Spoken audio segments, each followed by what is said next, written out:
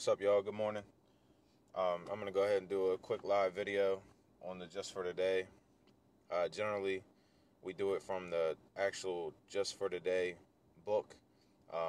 Myself and Jewel, we go live and she'll read the Just for Today for today's date, and then we'll kind of go back and forth on the topic. When I go by myself, I either do my own topic or I get on there and I just get online and search it up. And sometimes I'll pull it just for today from like a different textbook. If I don't really like the one that's for today's date from our book, I'll go grab one from a different book. Sometimes our book that we read from, there's a lot of just for today topics that are about prayer and God and faith, and all that stuff's really important if it applies to you. But there's a lot of people who it doesn't apply to, and like I've said before, I try not to alienate my audience. I try to be open and honest, but at the same time, I don't try to use. I try my best to avoid religion and all that kind of stuff if I can. Not because I don't believe, but because someone in my audience might not believe the same thing, and I don't want to alienate them because they need recovery just as much as everybody else. So that's why I changed up today. So today is be ready and be willing when you're called upon to spread your message or spread the message of AA or NA or recovery. And I think this is really important because a lot of us have a voice. We all have a story. It just comes down to how do we choose to use it? How do you choose to use your voice? How do you choose to use your influence? Having influence and knowing what to do with it are two totally different things. So, just so everyone knows, every one of you has something to offer. You all have something to offer to recovery. You all have something to offer to others. You all have something to offer to yourselves. And it's important that you tap into that. Once you get comfortable and you get familiar and you build up your confidence a little bit, you should be, you should be able to share your message as well, because my message might help A, B, and C, and your message might help the next three people. You know what I'm saying? So just think about it and, be self-aware and let yourself know that your message is valuable. You have something to offer. You have something to say. And in order to, I know for me, this helps. This doing these videos, it's selfless, but at the same time, it's not, because it helps me keep focused on what I'm doing. If I know I got to get on here and do a live video, then I also know that, hey, I'm responsible for everybody in my audience. I'm responsible, and I need to be held accountable to those in my audience. And I can't, with a clear conscience, get on here and preach and then turn the other way and go out and get fucked up. It makes me be more self-aware when I'm not doing these videos, because I know in a couple days, hey, I'm going to have to do a video and I'm going to have to, try to teach a lesson in recovery. And I can't really do that if I'm not living right. So I like it because not only can I help other people and I can share a good message every once in a while, but it helps hold me accountable. It's part of my foundation. It's part of my recovery. So doing these videos is as beneficial. I always tell people when they comment and they give me feedback, I always tell them, as much as this shit helps y'all, it helps me too, because it makes me hold myself accountable at a higher standard, because now I'm a message giver. So I have to hold myself at a higher standard. I can't just get on here and talk that shit and not live it. You know what I mean? Um, and it's hard. It takes a lot of change. It takes a lot, man. I understand when you come from um, whatever struggle you come from, and you're trying to get clean and sober, and you're trying to deal with all the emotions that settle in, and all the all the complications that you have once you get clean and sober. Um, you know, Meshing back in with the real world, all that shit can be stressful. And that's another reason why I like these videos, because it's like a release. Um, I get on here, I get to interact with some good people, and I get to explain to people, my story a little bit, and where I'm from, and the things I've been through that have shaped my life and shaped my recovery, hoping that it can help the next man or the next woman and help them in their recovery. And I mean, being ready to share your message, it's a lot about the power of the community. We talk about the power of the community. So you have to sometimes sit down and ask yourself, what do I contribute to the community? You know what I'm saying? Um, let's say we were building a house in our community, and everybody has a job, everybody has a place. One guy's cleaning up the ground, one guy's carrying the wood, the other guy's nailing the shit. It's like we all have a place. One guy's organizing everything. Everybody has a place in life. Everybody has a place in recovery. And you need to find yours. And you can't really identify what your place is if you don't start reaching out and sharing your message. Initially when I started doing this, I didn't have any expectations. I didn't think that, anybody would care or, want to watch me or follow me or pay attention to me. And I was wrong. And for anybody that doesn't know, I first started doing live videos probably like a year ago. I'm a really reserved person. In my personal life, I'm really reserved. I'm not a social person. I don't fuck with a lot of people. I stay to myself. I don't like being the center of attention. I don't like people with eyes on me. So it took a lot for me to get over that and to get over, my social anxiety and all that shit. It took me a long time to get over that type of shit, to even come on here and say anything to anybody. You know what I mean? It took a while for me. So don't think that you can't get over the same things that I had to get over. If you're a private person and you're a reserved person and you're shy, you got to start to get over that. And it's like a win-win because it also helps you clean up some of your shit that holds you back personally. It helps you get over a lot of your fears and your anxieties, and when you get over them, you can start to conquer them. If you never do anything different to get over anything, you can never really heal or never really conquer or accomplish anything because you're letting all those things hold you back and dumb you down and stop you from achieving things that you want to achieve.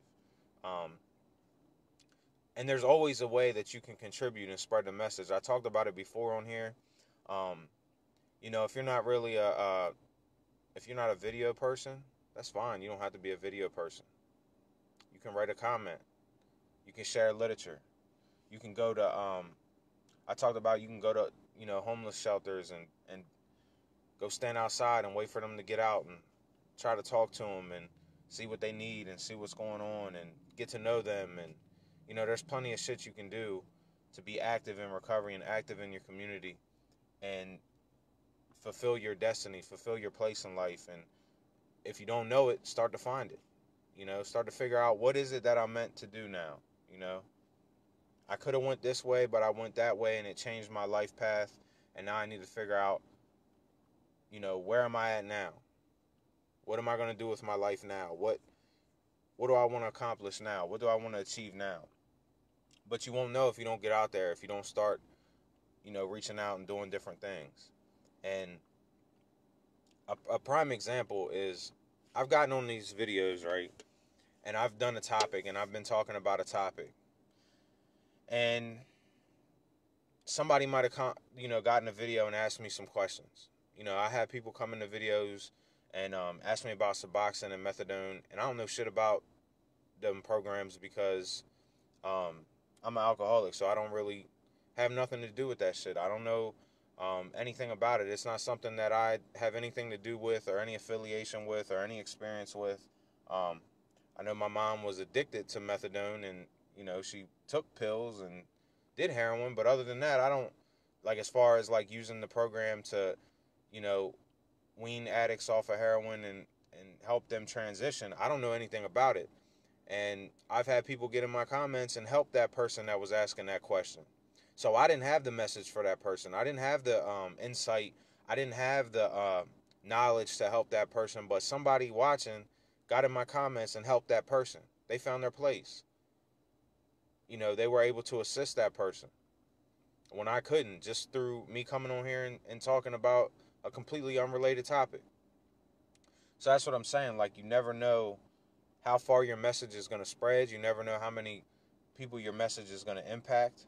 I see a lot of positivity, a lot of great people. I dig their message. I like what they represent. I like the things that they're doing. Um, I might not support them or always watch their videos, but I do see them from a distance, and I do admire what they do. Um, Not going to say any names, but there's quite a few gentlemen and some women too that I see them, and they're extremely active with spreading a message. You know what I mean? And I really like what they do. I really like their direct nature of their videos. You can see that they're not about the bullshit. They're all about trying to spread recovery. They're all about trying to spread hope, and they're all about trying to help people in their community and get people clean, get people sober. Um, don't be one of those people that complain about the problem, but you're not part of the solution. And that's just how I feel. You know what I mean? Um, if there's something you don't like in this world, you have the power to do things to change it. A prime example is I'm anybody that doesn't know, I'm from Maryland, born and raised.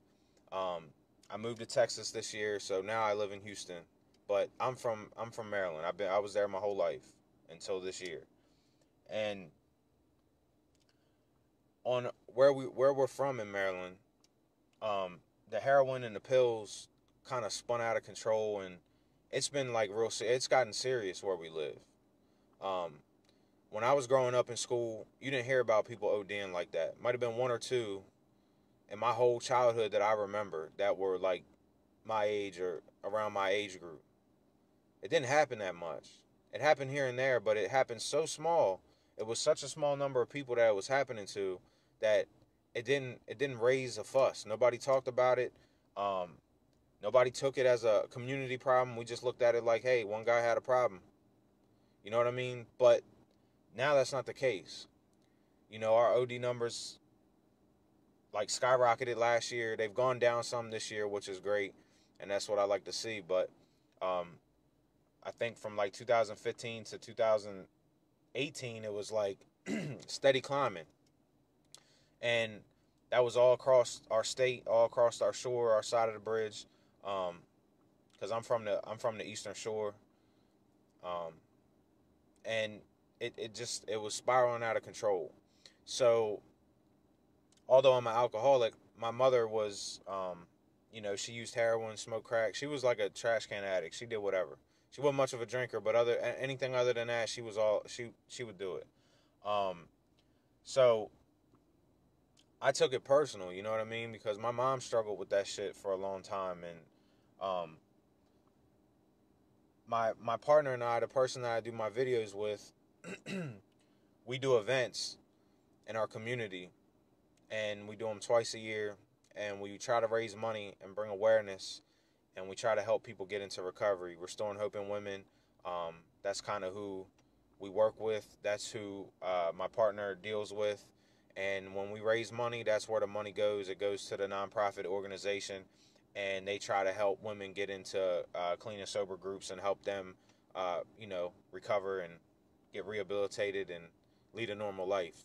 So it's all recovery related. But when we hold these events, the events serve a purpose where we try to get everybody that is around in the community to come out, because we want to spread knowledge. We want to show other people in the community who might not be addicts or alcoholics. We want them to see that, hey, they're real people. They're out here laughing, having a good time, talking. You see them with their kids. You see them with their significant others. You see them with their family members. And it kind of humanizes them and makes them not look like monsters. You know what I mean? Because how many times, people see you, if you were homeless or something, or you was out on the street, or you look kind of rough, and people just looked at you like, less than a person. And that's not the case. Um, you're just somebody going through a hard fucking time, and you know, people who aren't going through it, they don't understand. It's easy to kick somebody when they're down, and we're trying to like, relieve the tension. Like, hey, these are real people, and I don't care what walk of life you come from. There's not a family that I know of on the face of this earth that hasn't had somebody in their family that's been addicted to drugs or alcohol and fucked their life up over it for quite some time. So I feel like we all should be more understanding and be more aware. And that's the whole purpose of the events, trying to spread awareness and open eyes up to the situation that, hey, man, this shit's impacting all of us. It's not just affecting the white community. It's not just affecting the black community. It's not just affecting the poor community. It's a problem all across the board. You know what I'm saying? It's affecting everybody. So it's something that we all need to work together on. And I think it's important for us, with parents with kids. We want to try to clean it up the best we can now, so our kids don't have to grow up in a community like that. You know what I mean? That should be the goal. To change the narrative on society to where, hey, look, this shit ain't socially acceptable. And that's a problem, it's so socially acceptable now to where even hardcore drugs are becoming socially acceptable. With the pharmaceutical industry, people look at it because it's technically legal and you can get it from a doctor that, sorry, but it's not okay. And they're not educated on how it works. They think they can pop a pill and have a good time and then go back to their normal life, and that's not how it works. They're not educated. They're ignorant to it. They don't know how it works. Um, they don't understand the nature of the drugs, or what they do, or long term effects or short term effects, or they're kind of, there's been a disconnect, and I don't know. I've been removed from the school system for so long, so I couldn't tell you, but there's a big disconnect, and our schools are meant to educate our kids on other things. It's our job as a community and as a village and as parents to educate our kids on the dangers of life, and what they need to avoid and why they need to avoid it. Don't just tell them don't do this. You got to explain it. And that's something else that being active in your community can assist with. Is explaining this and actually breaking it down. It's not the school system's job to teach our kids about drugs and alcohol.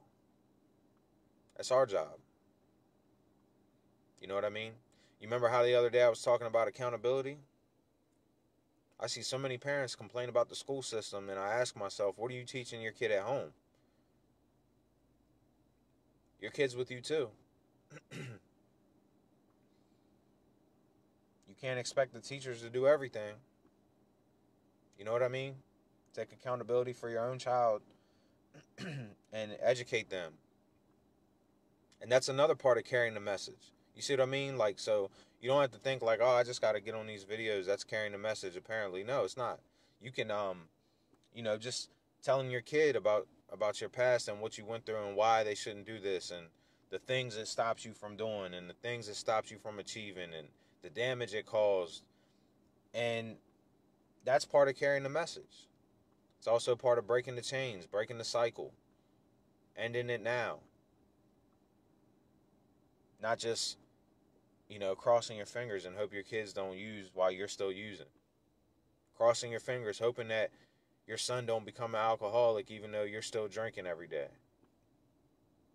Don't work that way. You got to do it. It's up to you. And like I said, that's another part of carrying the message. And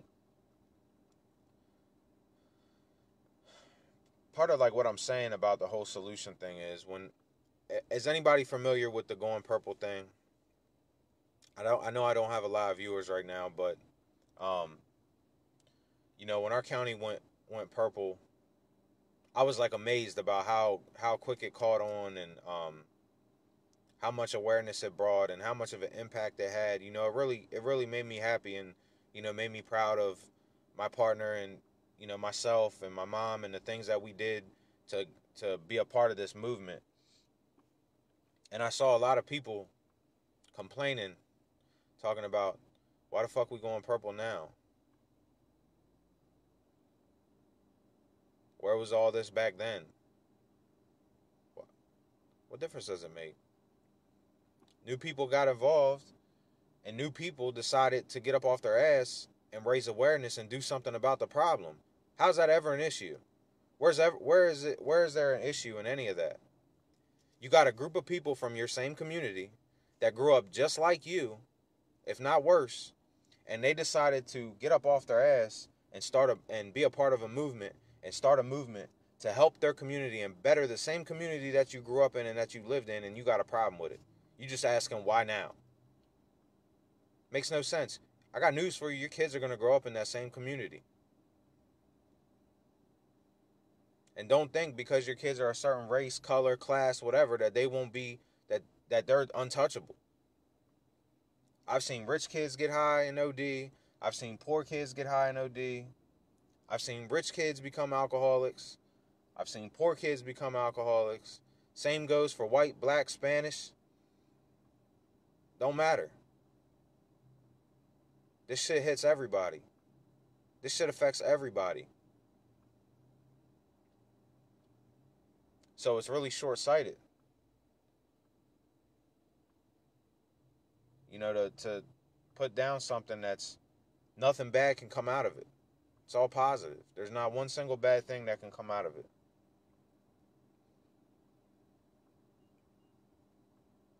And I always said, don't criticize what somebody else is doing if you don't have an ulterior solution or a different approach. If you got something to bring to the table that you think will work better, I'm open ears. But if you just want to criticize, then I don't really see what good that does, or how that benefits your community. I feel like over the years, it's like we lost sight of community. We lost sight of, working together. We lost sight of spreading the message. There's so much hatred and jealousy and separation and division amongst us, and it's a shame. I'm trying to get back to the days where, we could all go outside and play as a community, and if you were acting up, the neighbor's parent would come outside and yell at you and might smack you upside your head, and your mom wouldn't have a problem with it. Or the days when you could walk up the street and bump into somebody and they, go to the store and get you a soda. You know what I mean? Like, were there problems back then? Yeah, we used to fight and we found reasons to fight, but we were always friends the next day. It wasn't no big deal. It was just normal life. But there was a sense of community that I felt that I just don't feel anymore. And I'm trying to get back to that. To where, the community acts as one moving part. Instead of a bunch of people just out for self while the community just falls apart and dies. And you wonder why it's falling apart and dying, because everybody's out for self. Nobody's out for the community. Nobody's looking out for the whole community. Nobody's working together. Everybody's beefing. Everybody's feuding. Everybody's hating on somebody. Talking shit. That's not community.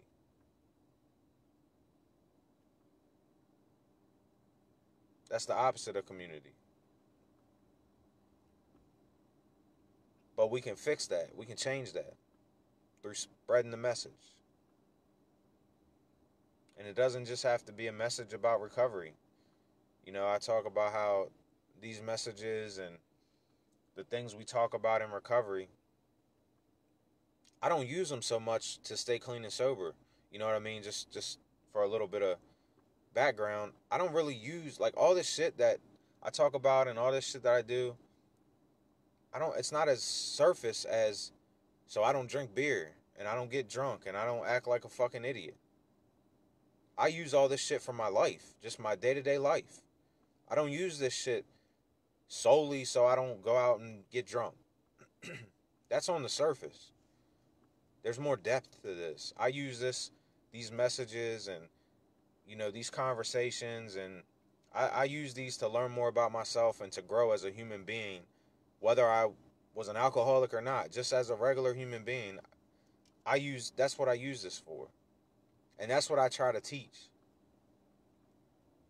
That's what I try to inspire. I try to inspire you to grow as a human, to grow as a person.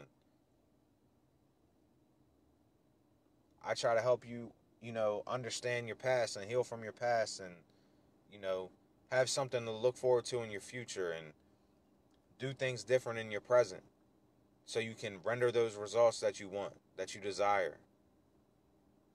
Fuck the drinking and the using for a minute, you know? Let's talk about you. Let's talk about what you can do. You're clean, you're sober now. Let's start to work on you as a person because you neglected yourself for a long time. We neglected ourselves. In recovery, a lot of us talk about all the pain we caused everybody else. And it's true, but what about the pain that we caused ourselves? What about, you know, how much we held ourselves back? So when we get into recovery, it should be more so about, all right, I'm clean, I'm sober. I got a foundation to help me stay that way. But I want to grow as a person. I want to make up for lost time. I want to achieve some of those things that got pushed to the wayside. Whether it be a career you want or something you want to accomplish, money you want to make, um, being a part of your community, like I just talked about, being a good parent, being a good brother, sister, father, wife, daughter, husband, whatever, friend. We all have goals in life. And just because you went down the wrong road doesn't mean that you can't achieve. It doesn't mean that you can't do things. But you got to constantly evolve in your program. Let's look at the program with more depth instead of on the surface.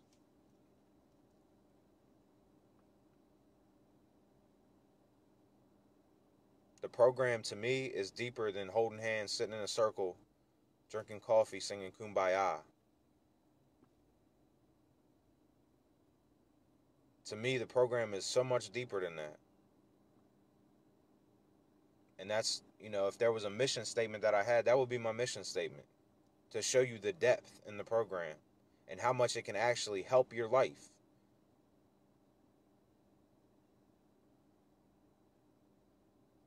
There's so much more to it.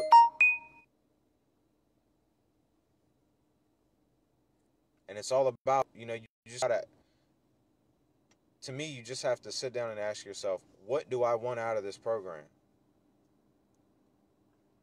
What do I want out of my recovery? Because eventually, you got to move on. Eventually, you got to step out there. You know? You can only stick your toe in the water and check the temperature so many times before you either got to jump in or walk away. It's up to you. And I just like to expose the depth in the messages. I just like to expose the depth in the recovery programs. Because I feel like so many of us just read on the surface. And I've done it before too. That's why, like, a lot of times I've passed off a lot of the literature as like corny. I'll read the literature and be like, man, this is stupid. You know what I mean? I've done it before. But the more I read and the more I talked about it and the more I talked through it, the deeper I realized that it was. It's so much deeper than what I thought. It's so much more beneficial than what I thought. And I'm just one of those guys. Like, I don't know how many of you are like that, where you're just like skeptical. Sometimes you let your logic stop you from experiencing good things. Like, oh, this doesn't make any sense. This don't sound right. Or you question everything. I'm just that type. I've just always been that type of person. But once I put the wall down and I kind of let myself, get into it, I got so much out of it. And I liked it, and it drew me in because it was so much deeper than I thought. It wasn't just cliche bullshit. It was so much deeper than what I thought. And that's just some insight on what I've gained and what I've learned in, my journey. because I've been to the meetings. Like I've told you guys before, I grew up in the meetings. I've been going to meetings since I was a kid because my dad was an alcoholic. And sometimes when he would pick me up on the weekends, um, we'd go to meetings on Friday night. And I'd go with him because I liked soaking up wisdom from old heads. I just like being around older people and listening to them talk and tell stories. So that part of it always interests me. But it's just funny, other than that, I haven't, like, once I had a problem, I didn't want to go to the meetings, of course. You know what I mean? I just didn't, they weren't my thing. I just felt weird. I didn't like it. Um, and it works for a lot of people, but I just wasn't ready to receive it. I was being like, I don't know, I was like resisting it. You know what I mean? I was putting up a fight. I didn't want to absorb the message. I didn't want to be a part of it. I felt uncomfortable. I didn't like it. And that's all part of the growth. We all got to go through that part. We all got to grow. There's so many layers to recovery. And that's like my whole thing. I just try to help peel back the layers and show you, like, some things are deeper than you think. You just have to think about them differently. And the more you study and the more you read into it and the more you kind of open your eyes, the more you can relate it to your story, the better message you can have to carry forward. You'd be like, okay, I understand now. I understand why this is like this, and I feel like I can I can talk about this now. So don't think that, your message doesn't have value. Don't think that you're not important, that you're not valuable, that you're not worthy, because you are.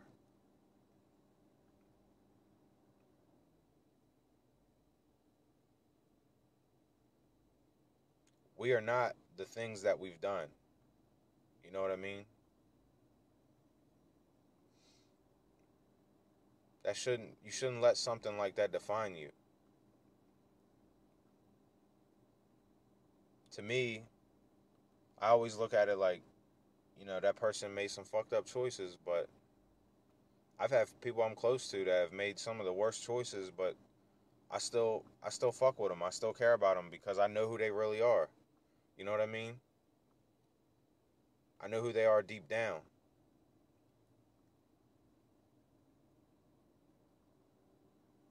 So that's part of it. We put so much pressure and strain on ourselves from the things that we've done that a lot of times we don't even give ourselves a chance to heal at all. We don't give ourselves a chance to recover at all. We don't even give ourselves the deep breath moment to even share a message because we're so enamored and, like, just dragged down by our past that we never even build up the courage to share a message because we're just so, I don't know, just so broken from the things we've done, the things that might have been done to us. But at some point in time, you have to let it go. You have to own it, accept it, tell yourself it's okay. That's who I was. It's not who I am. And start to be who you are. But you can't never, you'll never be who you are if you're always thinking about your past. You'll never be able to break out of that shell and become who you were meant to be if you're always just drowning in your past. It's gone. It's over. Let it go. Because you have something to do. You have a duty. You have a job to do. You have a life to live. You have happiness to find. And you're never going to find it in your past. Happiness isn't there. It's over. So just think about it and try to work through it. Try to work through, what message could I give? And sometimes I've seen people, especially, like, even for me, it's happened. Like, I see people come on here and just kind of bullshit for a little while, um, smoke their cigarette, get their cup of coffee, and kind of talk, just kind of small talk for a little bit. And it's like, once you ride that part out, then they start hitting that message because they got to get comfortable first. And the more you do that, the easier it'll get, the more comfortable you'll get. And then it'll get to the point where you get on here and you're straight to business, right to the message. So don't be afraid to work out the bugs in your message and get on here and shoot the shit with people and just, you know, break the ice. Let your barrier down. Because you have a message. And you never know who's watching. You never know who might need exactly what you said at that time. And that's part of the community. We all got to play a role. It's just a matter of, like, what role do you want to play? And we all have different growth periods. You know, we're all at a different place in our recovery. You understand? Like, never, I see it sometimes, but like, never, ever compare your recovery to somebody else's. Never compare where somebody else is in life to where you are. It's irrelevant. Just focus on where you are and where you want to be and what you want to accomplish and what you want to do. And you'll be a lot better off.